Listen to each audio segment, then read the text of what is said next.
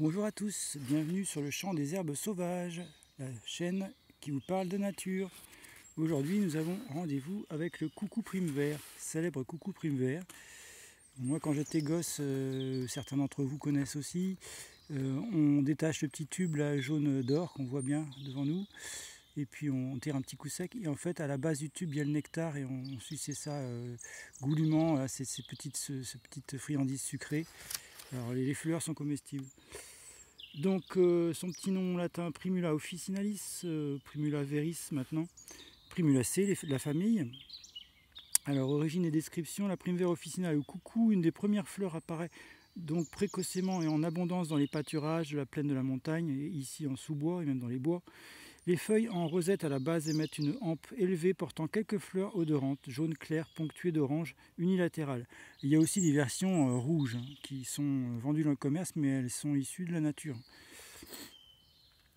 Voilà. Drogue, on utilise la fleur et la racine, et surtout dans les pays germaniques. Utilisation, les fleurs sont diurétiques et faiblement calmantes par leur pigment flavonique et sont préparées en infusion à 20 g par litre en général.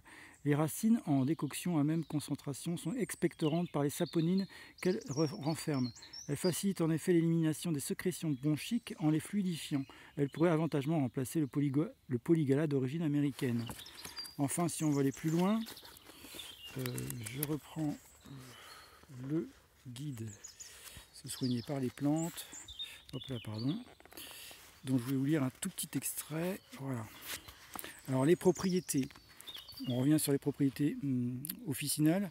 Donc c'est un antitussif, expectorant et fluidifiant des sécrétions bronchiques, antispasmodique, calmante et sédative. Les indications usuelles. Voilà.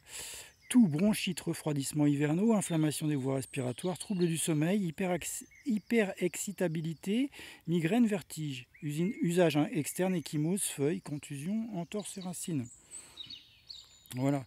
Autre nom, c'est coucou, herbe de Saint-Paul, coqueluchon, clé de Saint-Pierre.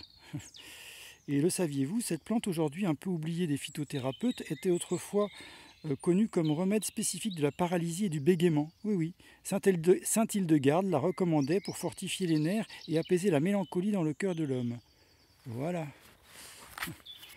Alors, vous retrouverez des conseils pour aller plus loin dans le livre dont je vous ai parlé l'autre jour, mais je le remontre. Se soigner par les plantes du docteur Gilles Corjon.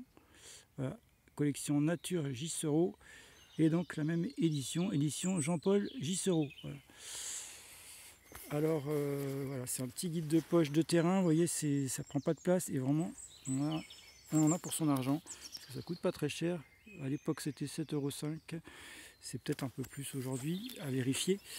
En tout cas, voilà, à avoir dans sa musette ou dans sa veste quand on herborise et quand on se balade. Alors on va continuer la balade naturaliste. Maintenant on va aller voir des champignons, des polypodes versicolores. Voilà. Polyphores. Il faut que je vérifie. Eh bien, à bientôt. Au revoir. Au revoir, coucou, coucou, coucou.